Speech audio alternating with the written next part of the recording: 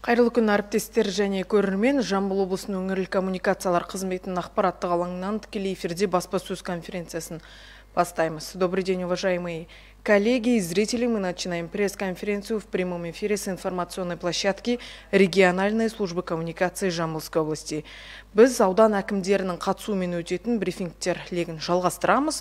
Бүгінгі баспасөз конференциясының тақырыбы Жамбыл ауданының әлеуметтік-экономикалық даму көрсеткіштері туралы. Тема пресс-конференции о показателях социально-экономического развития Жамбылского района. Тақырып аясында ақпарат беретін облысымыздың бас медиа алаңының құрметті спикермен таныстырып өтейін. Жамбыл ауданының әкімі Қыдыралыұлы Ерлан мырза. Құрметті Ерлан мырза, алаңымызға қош келдіңіз. Сөз тізгіні өзіңізде. Мархабат. Саламатсыздар ма, брифингке қатысушылар? Енді біздің Жамбыл ауданы Тараз қаласының қоршай орналасқан, жалпы аумағы 439 мың гектар аумақты алып жатыр. Ұлттың құрамы бойынша 72% қазақтар тұрады. Соның ішінде бізде 42 елді мекен, 17 ауылдық округ бар. Бұл жерде 88.211 халық тұрады. Негізгі ауданның басым бағыттағы бағыты бұл ауыл шаруашылығы мен өнеркәсіп. Соның ішінде ауыл шаруашылығы саласында 3415 аграп құрылымдар бүгінгі жұмыс істеп жатыр. Осы 23 жылдың қаңтар-қыркүйек айларында ауыл шаруашылығы жалпы өнімнің көлемі 53,6 миллиард теңгені құрап отыр. Бұл 2% болып есептеледі. Негізгі ауыл шаруашылығының ішінде бізде мысалға өсімдік шаруашылығы және мал шаруашылығына бөлінеді. 23 жылға жоспарланған егістің барлығы егілді. Ол жоспарланған 60.152 гектар жерге егістер орналастырылған болатын. Бүгінгі соңғы өнімдерді жинау үстіндеміз. Қазір сол сәбіз дақылдары және қант қылшасы жинау соңғы дақылдар қалды. Қалған дақылдардың барлығы ақ егіс жаңағы 13 мың гектарға егілген болатын. Оның ішінде арпа бидай ол толық жиналып алынды. Одан бөлек 25 мың гектарға мал азығы егілген болатын. Ол әртүрлі дақылдар олар да жиналып алынды. Және бізде 9200 гектар жерде көкөніс орналастырылған. Сол көкөністердің ішіндегі ең басымы бізде мынау пияз өнімі. Биыл жылда жақсы өнім алынды. Мынау мемлекеттік бағдарламаны пайдалана отырып, қамшылатып және жаңбырлатып суару әдістерін және мемлекеттік қолдаумен алынып отқан жаңағы тыңайтқыштармен және оған қажетті гербицидтерді пайдалана отырып, биылғы жылда пияз өнімінен жақсы өнім жиналды. Негізгі қазіргі жиналып жатқан басым дақыл қант қылшасы бір 70 гектардай қалды. Осы алдағы апталарда ол қант қылшасында Мерке қант зауытына жинап өткізіп болады. Соның кейін осы 10 ай 11 айдың қорытындысында тиісті дақылдар бойынша есеп құжаттары толық шығатын болады. Жалпы біздегі мынау жиналған дақылдарды жинайтын 113 қойма бар. Мынау әсіресе осы көкөніс дақылдары, пияз пенен сәбіз және картоп, қырыққабат сияқты өнімдерді арнайы қоймалар жасақталған. 113 қойма бар. Сол 100 қойма, 13 қойманың 42.400 шаршы метрді құрайды. Бұл біздің осы қала маңындағы ауылдарда орналасқан. Мынау Жалпақтөбе, Болат-Қосшы ауылдық округі, Родиково ауылдық округі, Бесағаш ауылдық округі, Парой ауылдық округі. Осы ауылдарда сол қоймаларға қыстайға қажетті көлем жиналады. Сыйымдылығы 37.829 тонна. Оның ішінде мұздатқышпенен қамтылған қоймалар бар. Оларда қысқа сақтауға, көктемгі айларға сақтауға арналған.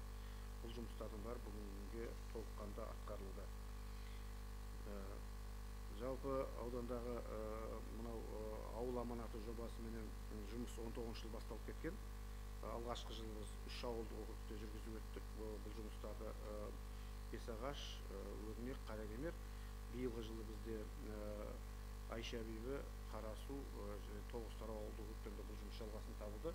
Бұл ең бастысы сол жаңағы жұмыссыз отырған ауылдағы жастарды және қажет ететін жұмыс орындары бойынша сол мал шаруашылығы бағытында және кәсіпкерлік әртүрлі өздерінің кәсібін ашу бағытында қаржыландырылып отыр.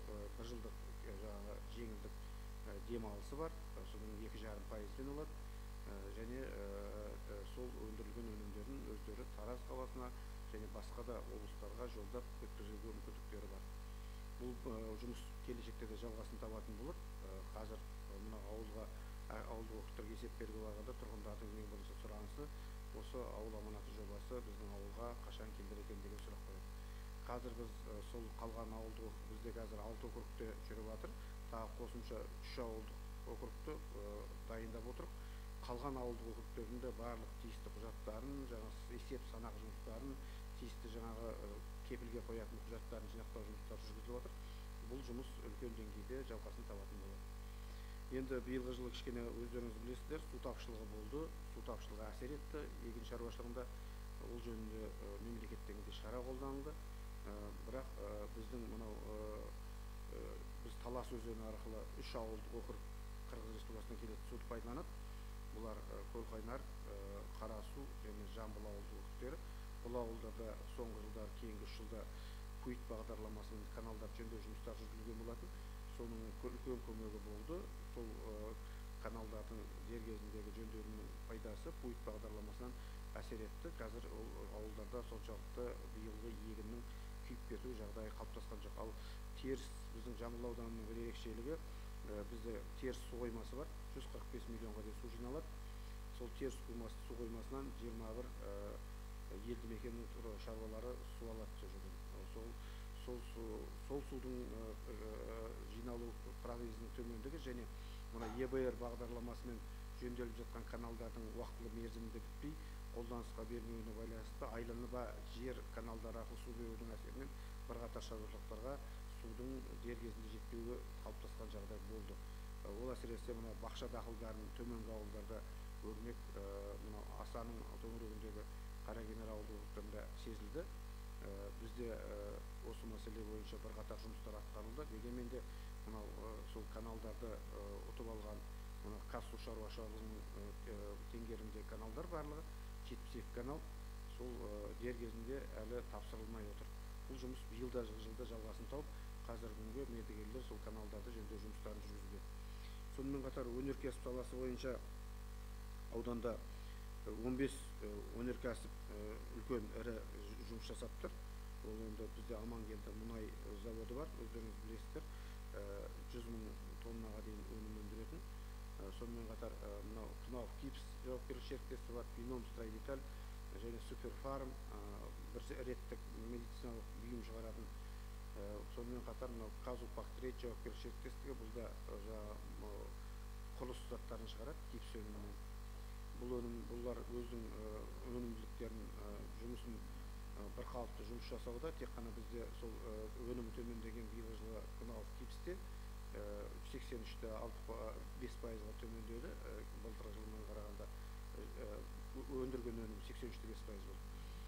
Сондықтан енді мынау Амангелді мұнай өңдеу заводында да бірқатар мүмкіндіктер азайды. Оларда да тапсырылатын мұнайдың көлемінің азаюына байланысты олардың да әртүрлі шығаратын өнімдерінің көлемі биылғы жылы төмендеді. Енді қалған жұмыстардың барлығында аудандағы атқарылу жұмыстары толық атқарылуда. Биылғы жылы жалпы 9 айда өнеркәсіп саласында 26,5 миллиард теңгенің өнім өндірілді. Инвестициялық жобалар бойынша да бірқатар жұмыстар атқарылды. 27 жылға дейінгі біздің ауданның өзінің арнайы облыспен келісілген жұмыс жоспары бар. Сол жоспарға сәйкес инвестиция тарту жұмыстарына барлық жұмыстар жүргізілуде. Жалпы 27 жылға дейін біз 38,2 миллиард теңгенің өнімін өндіруге жұмыс жасаудамыз. Ол 199 инвестициялық жоба. Оның ішінде 68 жоба 9,7 миллиард теңгеге ауыл шаруашылығы саласы бойынша жұмыстар атқарылады. Өнеркәсіп саласы бойынша 28,5 миллиард теңге болатын 125 жобаның жұмыстары қазір атқарылуда. Соған сол жобалар толық атқарылғанда, әр жұмыс бойынша, ауыл шаруашылығы бойынша мысалға 67 жұмыс биылғы жылдың өзінде 9 айдың қорытындысыменен 1 миллиард теңгеге 15 жоба іске асырылды. 67 жұмыс орны ашылды ауыл шаруашылығы саласында. Ал енді өнеркәсіп саласында да 184 жұмыс орны ашылған 40 жоба биылғы жылы жұмыс жасалуда. Бұл жеке кәсіппен айналысатын кәсіпкерлердің ауылдық елді мекендердегі ашылып отқан жұмыс орындарымен және жұмыстар. Бұлар енді негізгісі жаңағы кірпіш өндіру, азық-түлік дүкені, сауда орталықтарын, дәріхана, наубайхана, ағаш өңдеу цехтары, дүкендер, соның бойынша құм блок өндіру, осы құм шағал өндірістік базасын орналастыру, монша, мал азығын дайындайтын цехтар, және мынау бір асфальт заводы салынды биылғы жылы. Соның кейін мынау шұжық өнімдерін өңдеу, осындай менен жергілікті жерде айланысады.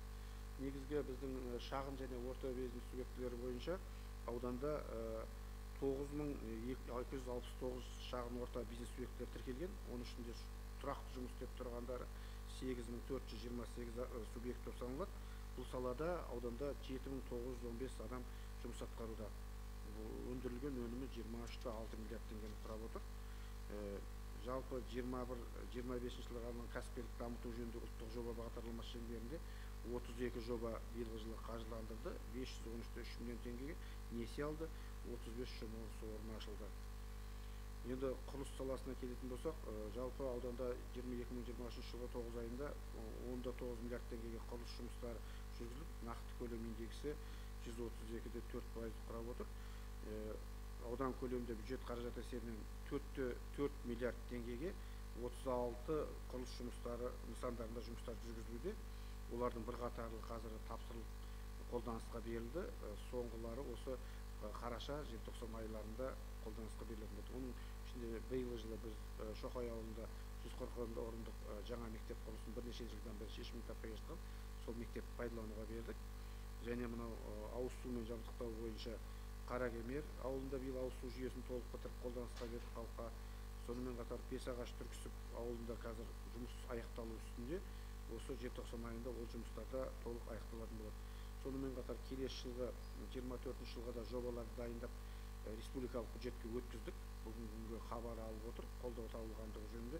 Бұл Бектөбе, Қызылшарық, Ерназар, Жаңаөткел ауылдық округтеріндегі ауыз сумен топтастырылған ауыз сумен жабдықтау мәселесі бойынша бұған қазір арнайы конкурс өткізілуде. Конкурстың қорытындысымен жеңімпаз шыққаннан кейін келесі жылы бұл 24 жылы, 25 жылы біз толық ауыз суды 100% ауданда толық аяқтаймыз деп жұмыс жасаудамыз. Газдандыру бойынша бізде 3 елді мекен қалды қазір. Жалпы 38 елді мекенде толық газбен қамтылған. Ол біз Жуалы ауданынан қосылған Тоғызтар ауылдық 3 елді мекені. Қазір олардың да ауылішілік жобаларын толық дайындап біз республикалық бюджетке ұсындық. Ал енді мынау магистрал жобасы осы қараша айының 20-сында шығады. Оны да біз осы биылғы жылы қаржы сұрауға республикалық деңгейдегі ұсынатын боламыз қаржыландыруға.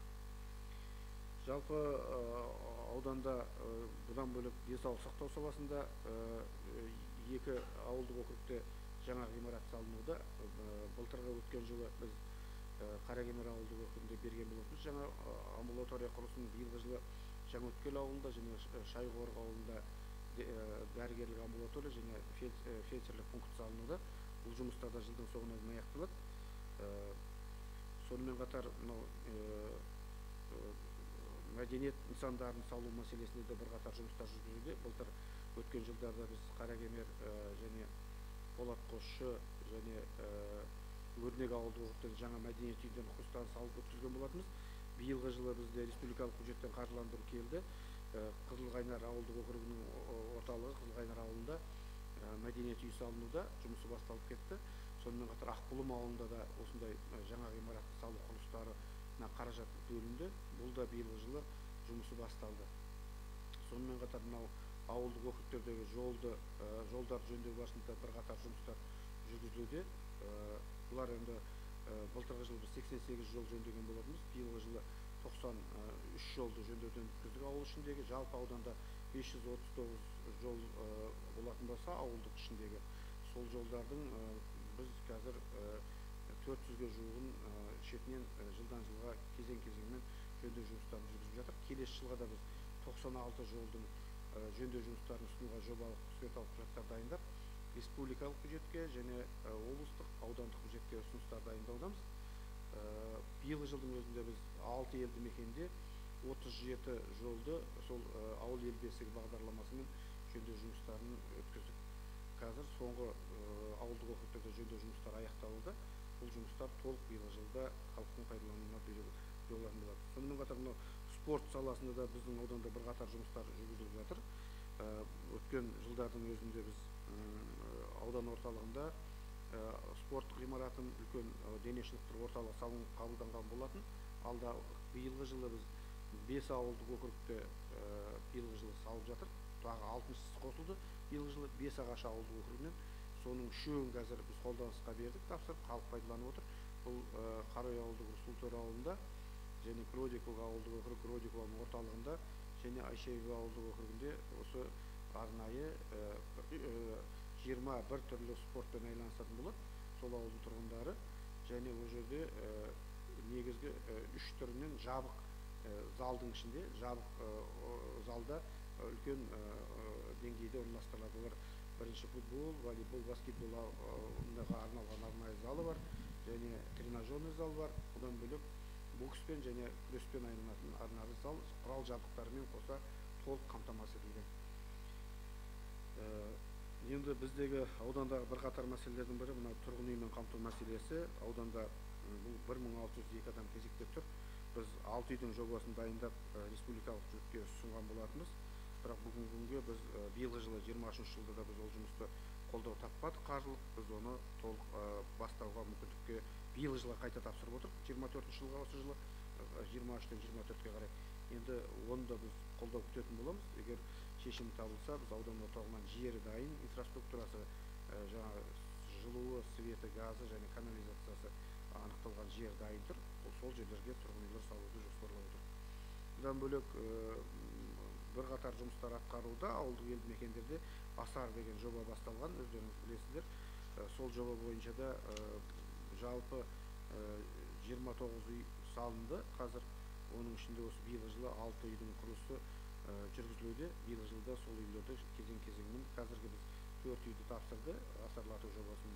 Қалған үйлерді де осы жылдың соңына дейін тапсыру жұмыстарын жүргізетін боламыз.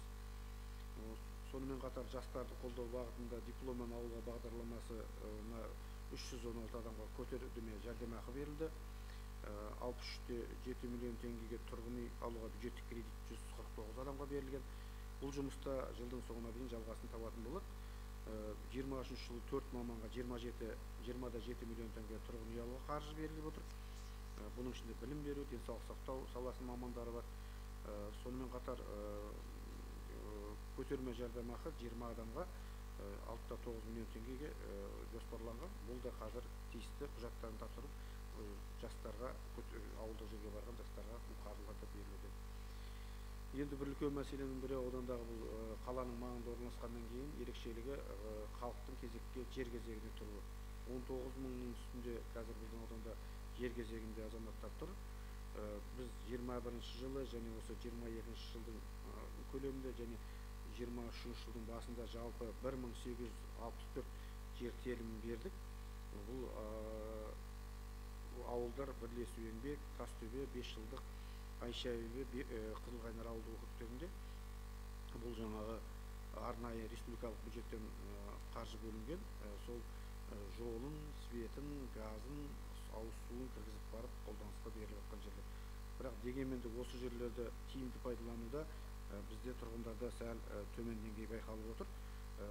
Кейбір ауылдарда сол берілген жерлерден әлі толыққанды тұрғын үй салу жұмыстары басталмайды. Енді ол әртүрлі жағдайға байланысты қаражатына, өйткені тұрғын үйді кезекпен алған азамат өзінің қаржысына салады. Сондықтан оның да бір себептері бар. Дегенмен де біз бағдарламаны іске асыру үшін келесі ауылдарда жолды жаңағыдай тұрғын үйге кезекте тұрған азаматтарды кезегін жер беру үшін біз осы бірінші кезектегі берген осы 1800 участокке үй салу жұмысын күшейтуіміз керек. Бұл енді үлкен тұрғындарға байланысты сұраныс.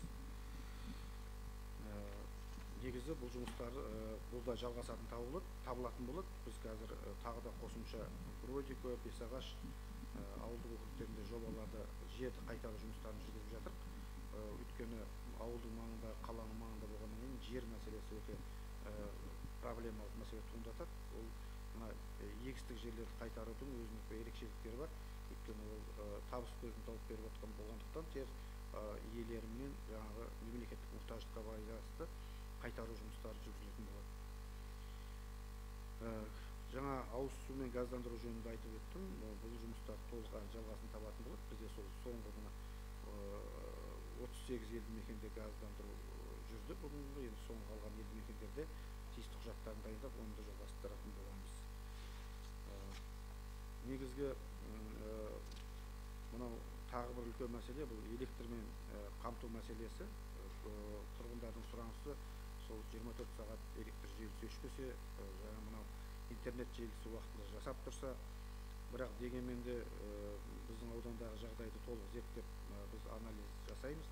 Соның ішінде мынау электр желілері трансформаторлардың 50%-ден астамы тозығы жеткен. Жалпы аудандағы елді мекендерде 14.359 бағана болатын болса, электр желісіне қызмет көрсететін. Соның 5.144-і уже ескірген, тозығы жеткен. Бұл жұмыстармен енді үлкен қаржылық және теңгерім елдермен жұмыс жасауды қажет етеді. Бұл жерде 9 елді мекеннің 24 көшесінің бұрыстарында жарықтандыру жұмыстарын жүргіздік 125 миллион теңгеге. 10 елді мекеннің ауылшылық бағаналы желілерін қайта тартылды, трансформатор жаңартылды. Дегенмен де бұл жерде 3 жақты мекемелер жұмыс істейді. Бұлар монополистер, біреуі Жамбыл аудандық электр жүйелері болатын болса, бір мекеме бұл Жамбыл жарық сауда ТГС дейміз, бұл мекеме. Осылардың ТГС-тің теңгерімінде мысалға 92 трансформатор, Жамбыл электр желілерінде 103 трансформатор бар. Бұлардың барлығы халыққа сапалы қызмет көрсетуді қажет ететін жағдайлар. Жалпы әлеуметтік сала бойынша кәсіпкерлік дамыту жөніндегі ұлттық жоба бойынша 2023 жылдың 9 айында жұмыспен қамтудың белсенді шараларында 5412 адам орналасты. Мынау бізде уақытша жұмыс орындары 1799, кәсіптік оқытумен 1800 адам қамтылған, және тұрақты жұмыспенен 2605 адам биылғы жылы осы ағымдағы жыл қамтылып отыр. Бұлар ұлттық жоба аясында жаңағы 38 азамат грантпен 56 жұмыс тұрақты орны, 1650 адам жеке бастамаларымен, 642 адам жастар несиесіменен, 53 азаматтар ауыл аманаты жоба бойынша 166 азамат бүгінгі жұмыспен қамтылған. Білім беру саласы бойынша бізде 39 білім беру мекемесі бар. Оның 26-сы типтік, 12-сі ыңғайластырған ғимаратта орналастырылған.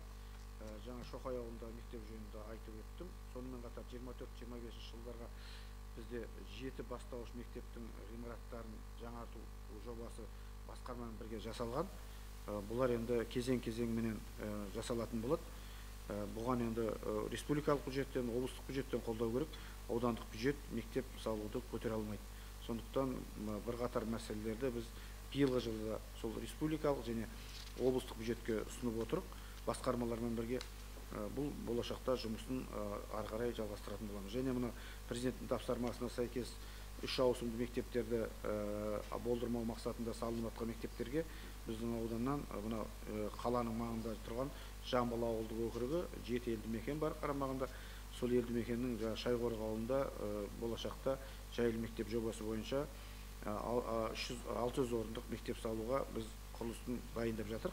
Жері дайын, оның қазір инфраструктурасына 160 миллион теңгеге жобалық сметалық құжат дайындап ұсынып отырып, егер осы жоба іске асатын болса, біздің аудандағы сол 3 ауысымдық мектептің халықтың санының көбеюіне байланысты болмайтын болады, оған нақтылы жұмыстар жүргізілетін болады. Денсаулық сақтау саласы бойынша бізде 35 мекеме бар. Оның 19-ы ыңғайластырған ғимаратта орналасқан, қалғандары жаңағы заңға талапқа сәйкес ғимараттар. Және айтып өттім, жаңа 2 ғимарат биылғы жылы жаңадан салынып отыр. Былтырғы жылы 1 ғимарат салынған болатын. Биыл жаңа Шайқорықта 45 келушіге арналған дәрігерлік амбулатория, және биылғы жылы бір ауылдық округте Өрнек ауылында дәрігерлік амбулатория күрделі жөндеуден өтіп жатыр. Өткен жылы 2 ауылдық округте өткен, біреуі Қызылқайнар ауылдық округінде, біреуі Айшеева ауылдық округінде. Бұлар халыққа сапалы қызмет көрсетуге үлкен қажет нәрседе. Сондықтан биылғы жылы ол жұмыста жылдың соңына дейін Өрнек ауылындағы аяқталынады. Сондықтан ол жұмыста іске асырылатын болады.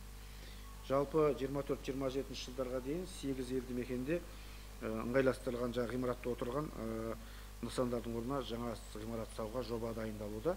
Бұл 27 жылға дейін Қоңыртөбе, Тоғызтарау, Қостөбе, Қаратау, Құмтүйін, Қапал, Бәйтерек, Шоқай ауылдарында сол дәрігерлік амбулаториялар, фельдшерлік, медициналық пункттер салынатын болады. Жалпы мәдениет саласына келетін болсақ, ауданда бір аудандық мәдениет үйі, 4 ауылдық мәдениет үйі, 14 ауылдық клуб бар. Ауыл ел бесігі жобасымен биылғы жылы жаңа айтып өттім. Қызылқайнар ауылдық округінде 180 орындық мәдениет үйі салынуда, және Ақбұлым ауылында мәдениет үйі салынуда.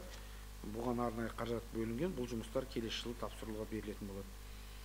Енді спорт саласында бірқатар мәліметтерді айтып өттім. Жалпы ауданда бір спорт кешені, 2 спорт мектебі, 12 футбол алаңы, 41 шағын футбол алаңы, 25 балалар ойын алаңы, алаңшалары қызмет көрсетіп отыр.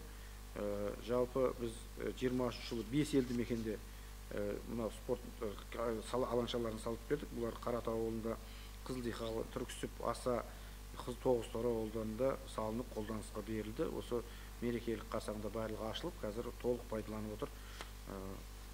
Ниязбеков ауылында салдық, жөндеуден өткізіп бердік қосымша. Енді мынау ауыл ел бесігі жобасы бойынша да жаңа спорт нысандарының ашылып отқанын айтып өттім. Бұлар жаңа нысандар, дене шынықтыру орталықтары. Мұны енді жастар бұға келетін болсақ, аудан халқының 32-де 3%, бұл 28.434 жастарды құрайды. Бұл мынау биылғы жылы 146 жас бастау бизнес жобасымен оқытылды, 100 жас жасыл ел жасақтарына тартылды. Ауыл аманаты жобасымен 123 жас тартылып отыр. Оның мына мансап орталығының арқылы 2-де 5% жеңілдікпен 53 жас жаңа жеңілдетілген несие 2,5%-бен өз кәсібін ашуға несие алып жұмыстарын жасады. Енді ең басты мәселе қоғамдық тәртіп. Қоғамдық тәртіпке байланысты жалпы ауданда 42 елдің 27-сінің кіре берісінде және шыға берісінде 110 бейне бақылау камералары орнатылған. Былтырғы жылы біз 2 ауылдық округте, 3 ауылдық округте екенбіз. Участковый инспектордың тұрғын үйімен және жұмыс орнын жаңалап салып бердік. Биылғы жылы тағы да сондай 5 жобаны дайындап отырық. Келесі жылы сол 5 ауылдық елді мекендерге қаржылай қолдау алсақ, биылғы жылы бекітіп алсақ, сол қаржыны, онда сол 5 елді мекенге тағы да сондай учаскелік инспектордың тұрақты тұратын үйі және жаңа жұмыс орнын ашып береміз. Сонда ол жұмыс істеуге халықпен тығыз байланыста болуға өте үлкен мәселе болады. Бұлар енді Қаракемер ауылында, Ерназар, Тастөбе, Қызылқайнар, Ниязбеков ауылдарында жаңа учаскелік үйлерді салуға жоспарлап 22-де 5 миллион теңгеге құжатты тапсырдық. Қазір олар болашақта жұмысын атқарылатын болады. Негізгі мәселелер осындай.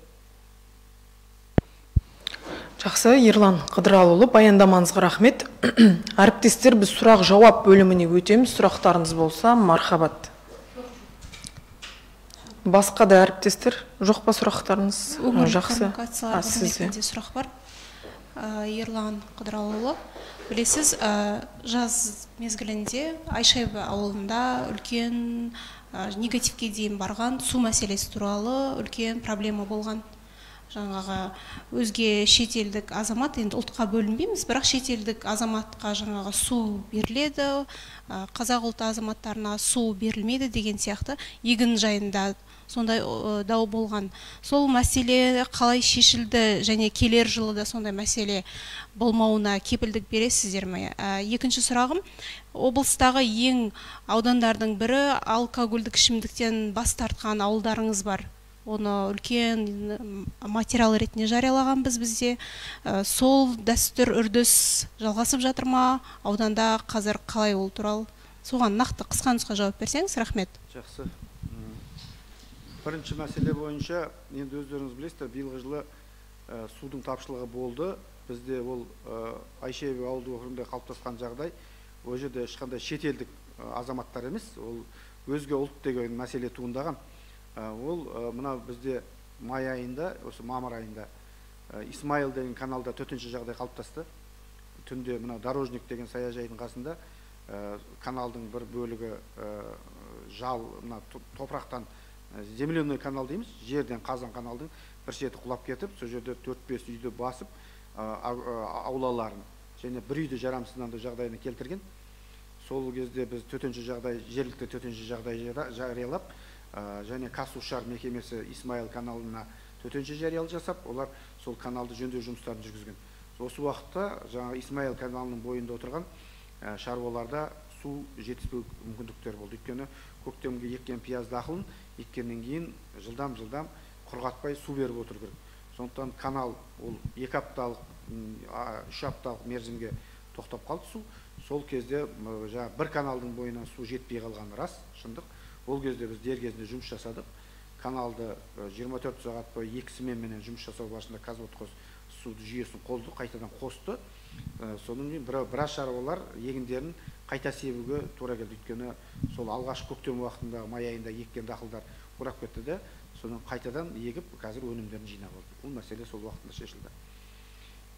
Екінші мәселе бойынша... Жаңағы мәселе, кешіріңіз, келер жылға ондай жағдайдың алдын алу жағдайы қалай болып жатыр? Келер жылға бізде жалпы ауданда 108 канал бар. Ол каналдардың барлығы Қазводқоздың теңгерін өткізілген, РГП мемлекет, республиканский. Суды жеткізу және тасымалдау, келісімшартқа тұру бізде сол су шаруашылықтың, бізде Қазводқоздың мекемесі бар. Соған байланысты, бірақ биылғы жылғы біз қиыншылықтарды ескере отырып, қазірден шаруалармен және ауылдық округ әкімдерімен менің салалық орынбасарым есептеу жұмыстарын жүргізуде. Келісімшартқа тұру керек, сол келісімшартқа тұрғаннан кейін сол көлемдегі суды Қазводқоз жеткізіп беру керек. Біз соған жаңа айтып өттім, жаңа анау жөндеу жұмыстары 72 каналға ЕБР бағдарламасымен жөндеу жұмыстары басталған, бірақ сол канал 3 жылдың көлемінде әлі бірде-бір каналды толыққанды жөндеп өткізген жоқ. Осы мәселенің әсері үлкен әсер етуде соған.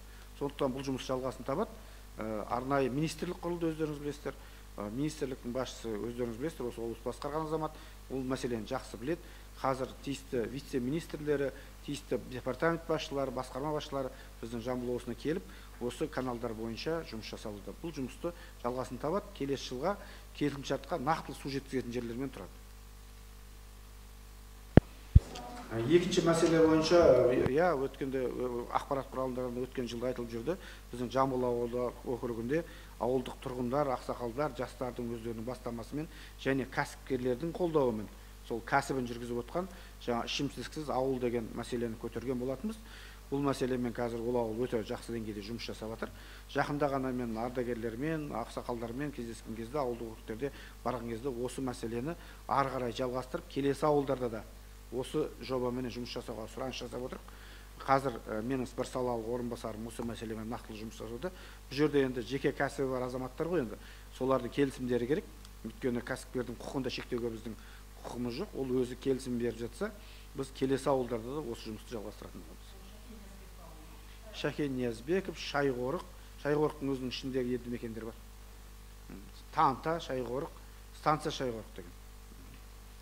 Қапал деген ауыл бар сол жерде. Сол жерде барлық сол ауылдар өздері аудагерлердің кеңесі бар, әйелдер кеңесі бар, жеке кәсіпкерлер бар. Сол жердегі беделді азаматтардың қолдауымен ұйымдастырылған жұмыстар. Жалпы біздің аудандық мекемелерде соған атсалысып жүр. Бұл жұмысты ауданда біз жалғастыратын боламыз. Тағы бір сұрағым бар. Денсаулық саласына байланысты аудандық аурухананың ауыл тұрғындарына, аудан тұрғындарына қызмет көрсету саласы бойынша бізге үлкен жаңа WhatsApp желісімізге жалоптар келген. Сол жердегі поликлиника дейміз ғой, сол жері врачтардың қызмет көрсету бойынша. Біз бұны денсаулық басқармасына да ескеріп айтқан болатынбыз, бірақ өзіңіздің тараптан аудандық аурухананың қызмет көрсету сапасы туралы не айтасыз? Өте жалпы жаңағы тұрғындардан көп шағым көп түседі. Әсіресе Жамбыл аудандық ауруханасы осы сыннан түспейді. Сол туралы не дейсіз? Бұл мәселе біздің ауданда қалыптасқан бір сондай жағдай болды. Ол мәселемен денсаулық сақтау басқармасы нақтылы жұмыс жасауда. Бас дәрігердің бірнеше жылдан бері жаңағы сол талаптарды орындамай және сот процестер жүріп жатқанына байланысты болып жүрген. Қазір осы бізде маусым айында басқарма конкурс өткізіп, басшылығын ауыстырды. Енді аурухананың ғимаратының ескі екені рас, оған үлкен жоба жасалып жатыр. Биылғы жылдың соңына дейін аяқтайды ол жобаны.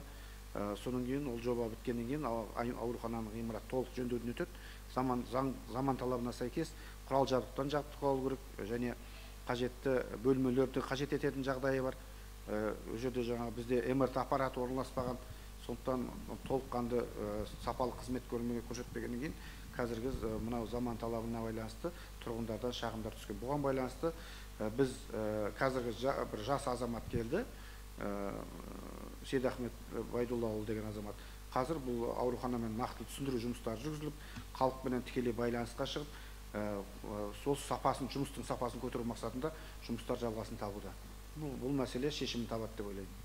Жалпы аудан басшысы ретінде өзіңіз сол ауруханаға қарапайым тұрғын ретінде барасыз ба? Жалпы әкім ретінде емес, қарапайым тұрғын ретінде сол жердегі дәрігерлердің қызмет алдыңыз ба? Өзіңіз қызмет сапасына, жалпы аурухана басшысына емес, сол жердегі дәрігерлердің қызметіне өзіңіз қандай баға бересіз?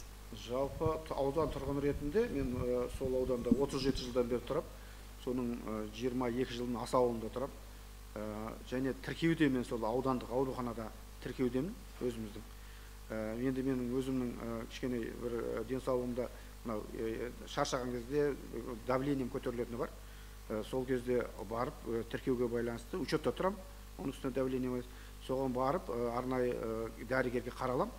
Ол жерде жас мамандар көп қазір, талапты, бұрыннан тәжірибесі бар қызметкерлер бар.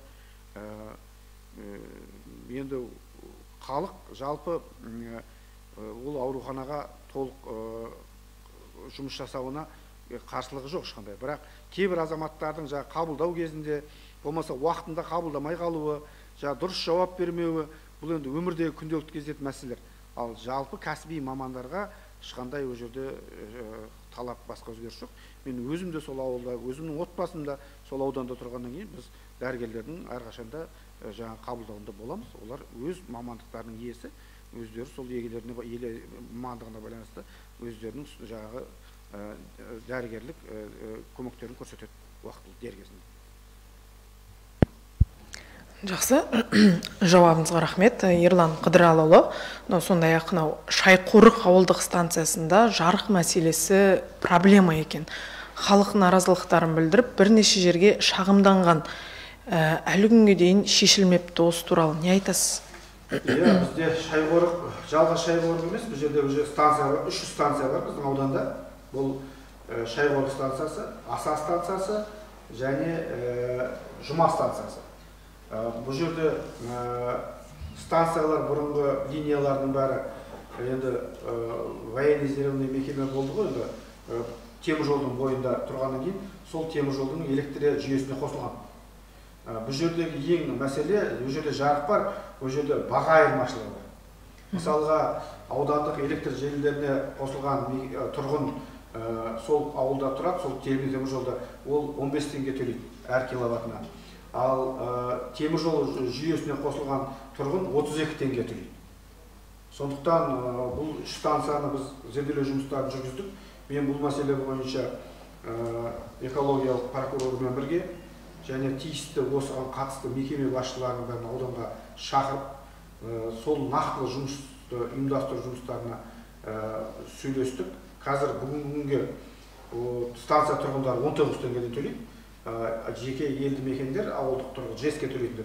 Бұлар 15 теңгеден, 16 теңгеден төлейді қазір. Сонымен қатар біз осы электр желісін қалпына келтіру барысында қажетті жобалардың бәрін дайындап 356 миллион теңгеге біз жобаны қазір ауыл ел бесігі жобасымен республикалық бюджетке ұсынып қойдық. Егер де біз сол қаражатты биылғы жылы 24 жылы алатын болсақ қолымызға, біз осы 3 елді мекенде қайта жөндеу жұмыстарын жүргізіп линияларында толық аудандық электр желілерін өткізіп береміз. Сонда баға екі жақта 16 теңге болып бірдей болады. Бұны 24 жыл жоспарлап отыр. 24 жыл. Жақсы.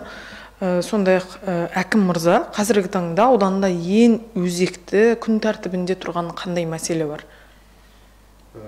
Өзекті күн тәртібінде тұрған мәселелердің бірі бұл жаңа 5 елді мекенді ауыз сумен қамтуымыз керек. 4 елді мекенді газбен қамтуымыз керек. Соның кейін мынау экологиялық жағдай бізде үлкен мәселе. Тараз қаласынан шыққан шайын сулар біздің Қостөбе, Жамбыл елді мекендерінің маңында жер асты суының көтерілуі бар жерде, және мынау қауіп бар, ағын суға қосылып кетуі мүмкіндігі. Соған байланысты биылғы жылы бұл жерде бірқатар жұмыстар жасалды. 20 гектар жерге жаңағы көлемі кеңейтілді. Сөйтіп бұл жерде жұмыс жасалып жатыр. Жаңағы Тараз қаласынан шыққан күл-қоқыс бұл да біздің Жамбыл ауданының Жамбыл ауылды елді мекенінің маңына төгіледі.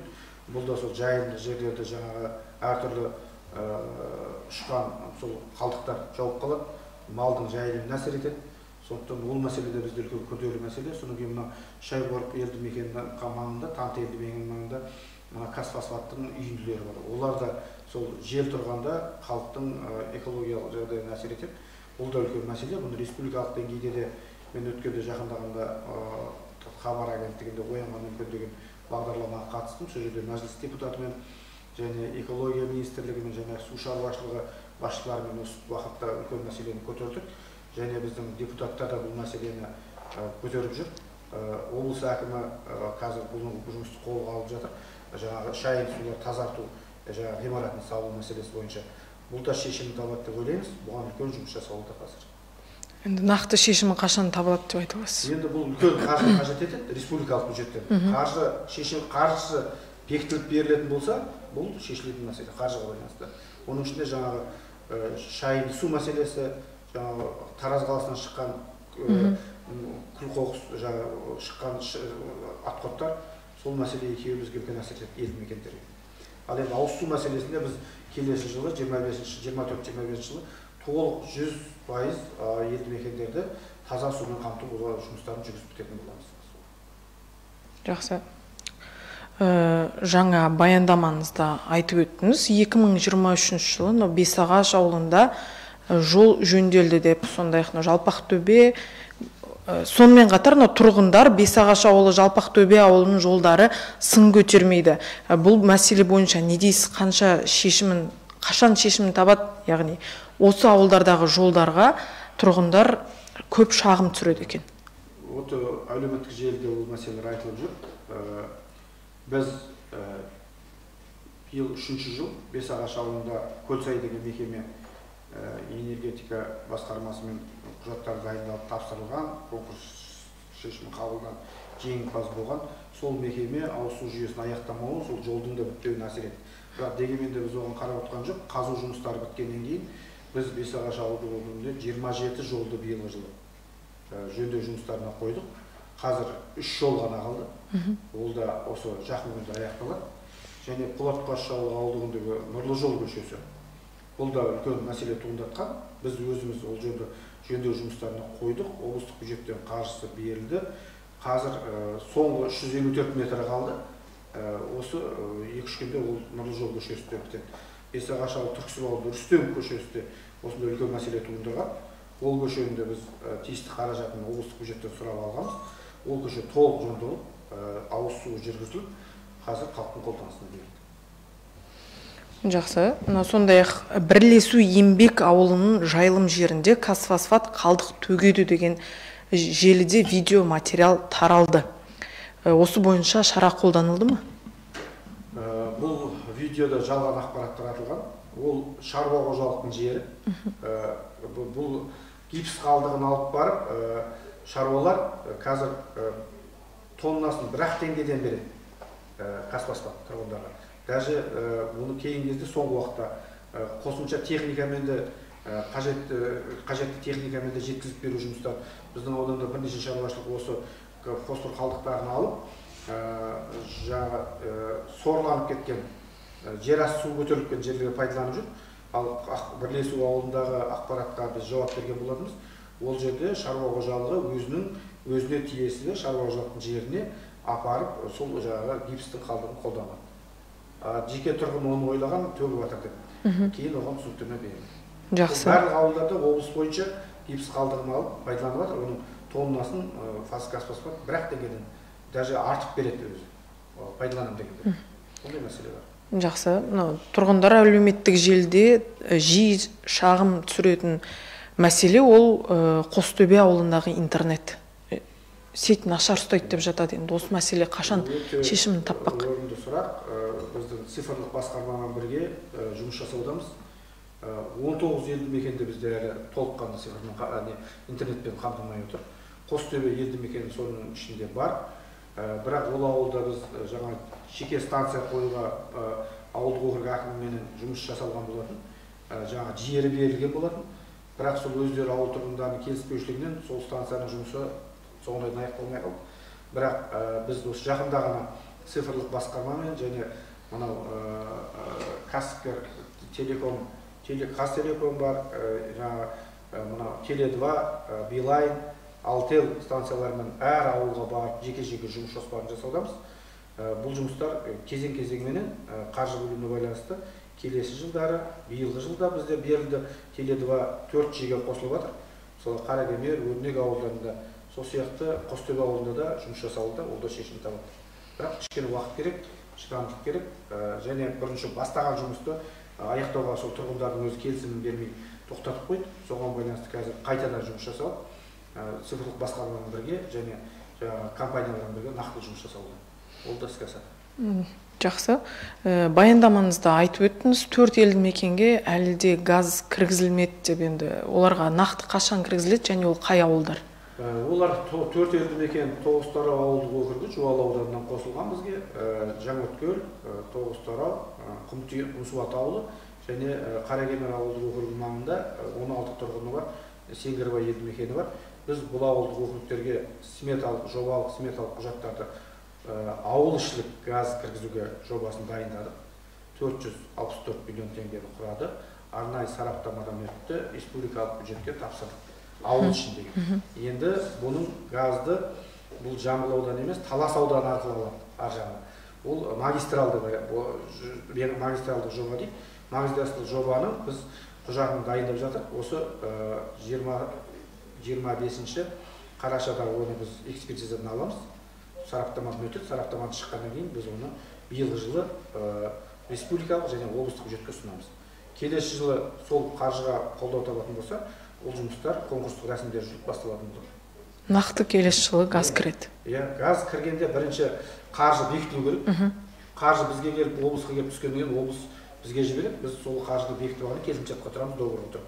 Ол жаңағы конкурстық рәсім өтеді. Қаржыны біз қазір құжатты ұсындық. Қолдау бюджет 24 жылдыққа осы желтоқсан қаңтар айында бекітіліп беріледі. Жақсы, келесі жылы газбен отырады дейсіз ғой. Біз өзімізде сол жоспарлап отыр. 26 жылы толық газдандыруды 100% аяқтасақ, ауыз суменен 25 жыл 100% аяқтасақ деп айттым. Ауыз суда 5 елді мекен, газда 4 елді мекен. Жақсы. Сондай-ақ әкім болып тағайындалғаныңызға 22 ақпанда енді 2 жыл болады, келер жылы. Осы уақыт ішінде сіздің бастамаңызбен жүзеге асқан жоба, бір нақты жобаны айтып беріңізші. Енді былтырғы жылы 13 елді мекенді газдандырдық. Үлкен жұмыс болды. Одан бөлек жаңа 5 елді мекенде мынау спорт нысандарын салдық. Одан бөлек 88 ауылішілік жолды өткен жыл жөндедік. Биыл 97 ауылішілік жол жөндедік. Осының барлығы халықтың алдында есеп беруге барған кезде біздің тұрғындардың сұранысы. Электр желілерін ауыстыру, трансформаторларды ауыстыру, жаңа өзіңіз айтқан интернетпен қамту, мектеп құрылысын жөндеу, ремонттарын жасау, ауылішілік жаңа суландыру мәселесі, ауылдағы ағын су мәселесі, осының бәрін келіп жиналып бір жерде сол сараптамадан өтеді, оның бәріне қаржы керек. Сол қаржыға байланысты біз дер кезінде шешім табуға жұмыс жасаймыз.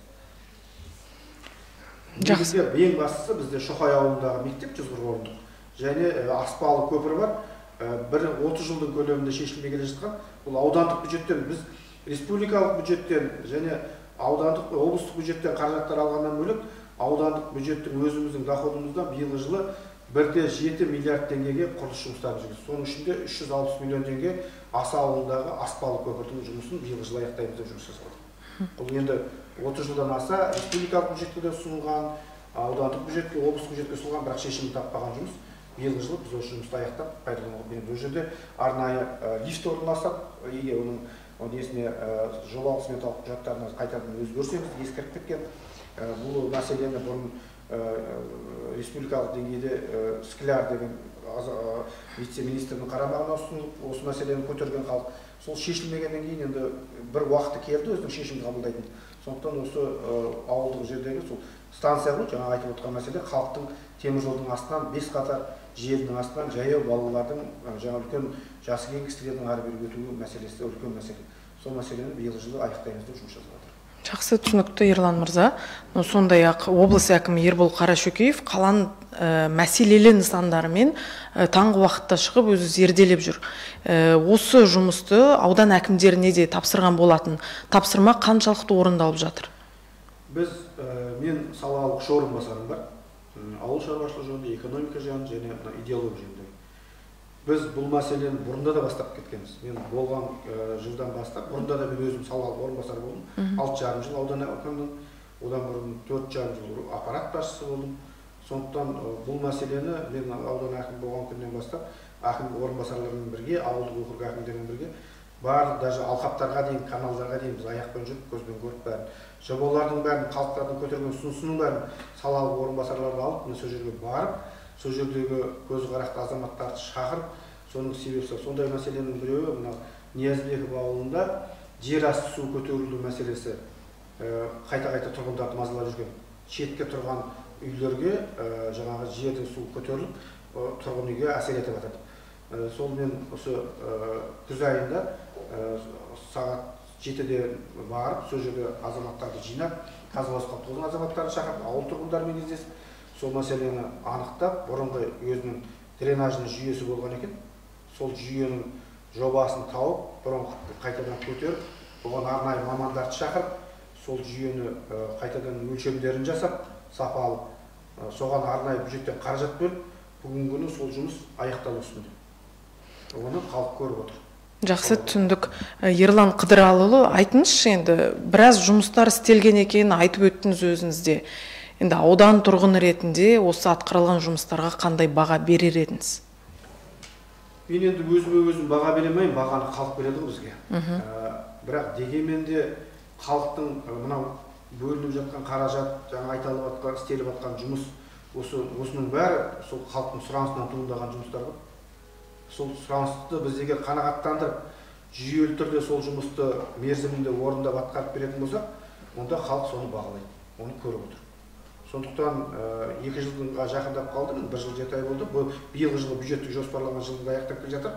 Біз өзіміз жоспарлы түрде уәде берген жұмыстарымызды орындап аяқтау үстіндеміз қазір. Жақсы. Рахмет жауабыңызға. Әріптестер, осымен баспасөз конференциясын тәмамдаймыз. Құрметті Ерлан Қыдыралыұлы, алаңымызға келіп тақырып аясында толық ақпарат бергеніңіз үшін біз алғысымызды білдіреміз. Құрметті әріптестер және көрермен, келесі жүздескенше аман сау болыңыздар.